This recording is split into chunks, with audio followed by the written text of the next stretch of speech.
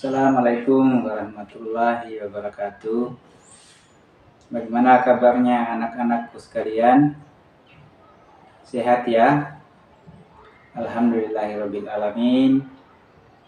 Hari ini kita masih diberikan kesempatan oleh Allah Subhanahu wa taala untuk hadir di sekolah kita ini dalam rangka kita melaksanakan kewajiban kita, kalian sebagai siswa atau pelajar dan kami sebagai guru. Untuk hari ini kita akan belajar tentang zakat fitrah. Jadi zakat fitrah ini tujuannya kita belajar ini adalah untuk meyakini bahwa zakat fitrah itu sebagai syariat Islam. Itu yang pertama. Kemudian yang kedua adalah menghayati nilai-nilai zakat. Yang ketiga, menunjukkan perilaku peduli dan kasih sayang terhadap sesama. Yang keempat adalah agar kalian dapat menjelaskan pengertian kemudian dasar hukum zakat fitrah dan menjelaskan ketentuan zakat fitrah. Kita mulai dengan yang pertama. Yang pertama itu adalah pengertian zakat fitrah. Zakat fitrah itu terdiri dari dua pengertian. Yang pertama adalah secara bahasa. Secara bahasa zakat fitrah terdiri dari dua kata, yaitu zakat dan fitrah. Zakat berasal dari bahasa Arab, yaitu zakah, yang berarti membersihkan atau mensucikan. Kata fitrah juga berasal dari bahasa Arab, fitrah yang berarti kejadian fisik atau badan. Jadi zakat fitrah secara bahasa mempunyai arti membersihkan fisik atau badan. Kemudian yang kedua, zakat fitrah menurut istilah syariat Islam itu adalah memberikan harta yang berupa makanan pokok yang diserahkan kepada golongan atau orang yang berhak menerimanya dengan syarat-syarat tertentu. Jadi zakat fitrah juga itu disebut dengan zakat jiwa atau zakat nafsi. Mengapa demikian? Karena zakat fitrah itu mempunyai tujuan sangat khusus untuk membersihkan jiwa seorang muslim setiap selesai mengerjakan ibadah puasa di bulan Ramadan setiap tahunnya. Itu yang pertama. Kemudian yang kedua adalah dasar atau dalil zakat fitrah.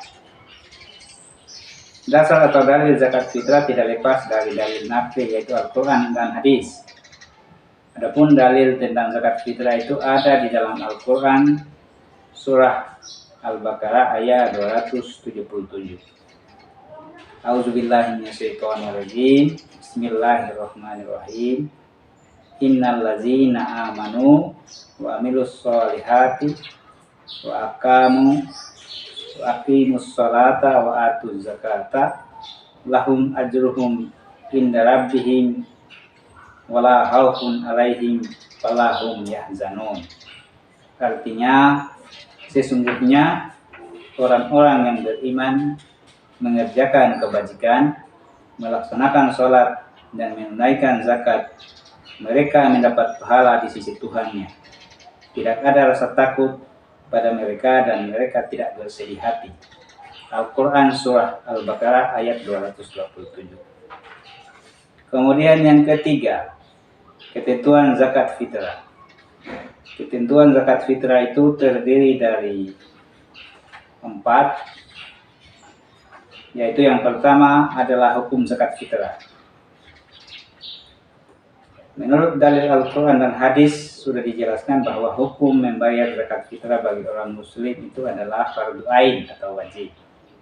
Itu yang kedua, itu yang pertama. Kemudian yang kedua adalah rukun zakat fitrah. Dalam melaksanakan zakat fitrah, seorang harus memenuhi rukun-rukunnya sebagai berikut. Yang pertama, niat. Yang kedua, ada orang yang mengeluarkan zakat atau muzaki. Yang ketiga, ada orang yang menerima zakat atau mustahik, dan yang keempat adalah barang atau makanan pokok yang dizakatkan. Itu rukun zakat fitrah yang kedua. Yang ketiga, ketentuan zakat fitrah yang ketiga adalah syarat wajib zakat fitrah. Syarat wajib zakat fitrah merupakan ketentuan bagi orang Islam wajib membayar zakat fitrah atau muzaki adalah sebagai berikut. Yang pertama, menemui tenggelamnya matahari di akhir bulan Ramadan. Yang kedua, memiliki makanan pokok lebih dari kebutuhan di malam hari dan di siang hari, baik untuk dirinya sendiri maupun keluarganya serta orang yang dinafkahnya. Yang ketiga adalah niat mengeluarkan zakat fitrah untuk dirinya, keluarganya, dan orang yang dinafkahnya. Ketentuan zakat fitrah yang keempat adalah ukuran dan takaran zakat fitrah.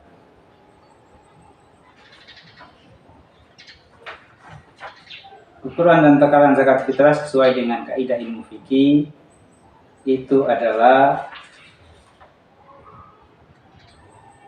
1 sa, yakni takaran masyarakat Arab pada zaman Nabi. Jika dikonversi ke dalam satuan takaran zaman sekarang, 1 sa itu sama dengan 3,1 liter, atau kalau dikonversi lagi ke dalam kilogram adalah 2,5 kilogram.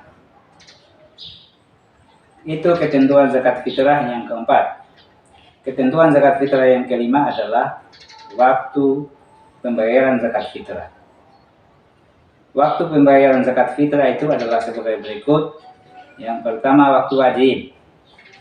Waktu wajib itu sejak terbenamnya matahari pada akhir bulan Ramadan sampai menjelang salat Idul Fitri. Yang kedua, waktu haram. Waktu haram adalah membayar zakat fitrah setelah terbenamnya matahari pada hari raya Idul Fitri. Waktu afdal atau sunnah adalah sesudah salat subuh tanggal 1 Syawal sebelum salat Idul Fitri. Waktu mubah atau boleh adalah sejak tanggal 1 Ramadan sampai dengan akhir bulan Ramadan. Dan yang terakhir, waktu makruhnya adalah sesudah salat Idul Fitri sebelum terbenamnya matahari pada tanggal 1 Syawal.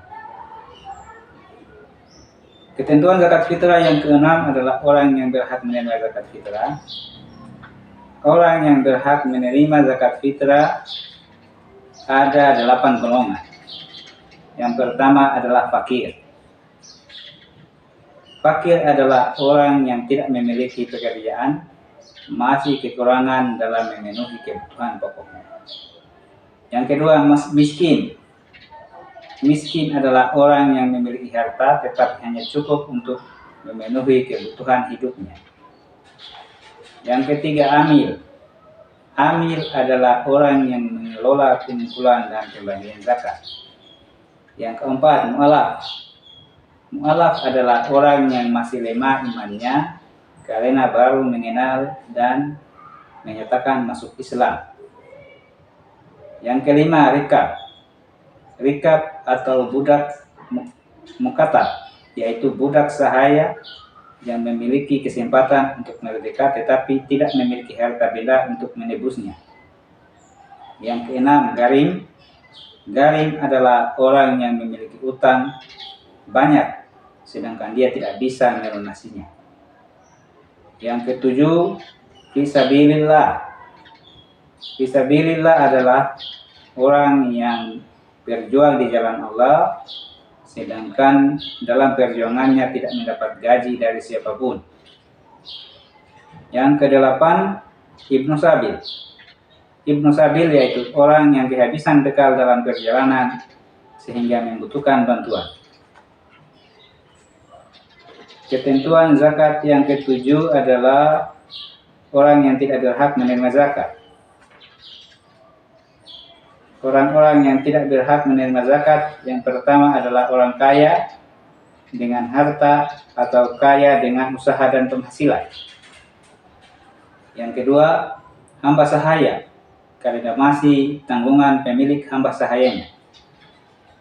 Ketiga, keturunan Rasulullah Shallallahu Alaihi Wasallam. Keempat, orang yang tidak beragama Islam atau non-Muslim. Kelima, orang yang tercukupi nafkahnya oleh orang yang menanggungnya. Keenam, orang yang dinafkahinya. Dan yang terakhir atau yang ketujuh adalah orang yang fisiknya kuat dan berpenghasilan cukup. Yang keempat, tata cara membayar zakat. Tata cara membayar zakat fitrah adalah sebagai berikut. Yang pertama, kita memilih makanan pokok dari jenis bahan makanan yang terbaik, yaitu beras. Yang kedua, kita ukur sesuai dengan ketentuan yang ada, yaitu bila menggunakan takaran literan, maka gunakanlah ukuran yang standar, tidak terlalu kecil, kita ambil 3 liter atau lebih. Dan bila menggunakan timbangan, pastikan timbangan tersebut normal sehingga berat beras tidak kurang dari 2,5 kg. Yang ketiga, orang yang mengeluarkan zakat wajib berniat. Yang keempat, makanan pokok atau beras kita berikan langsung kepada yang berhak atau diserahkan kepada panitia, baik di masjid atau lainnya.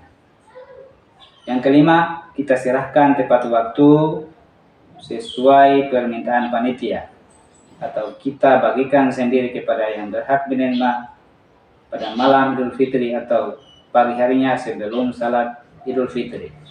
Dan yang terakhir adalah panitia penerima zakat fitrah. Itulah tadi pelajaran kita pada hari ini tentang zakat fitrah.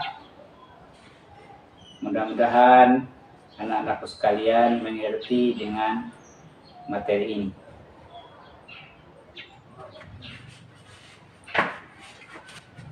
Demikian materi kita pada hari ini.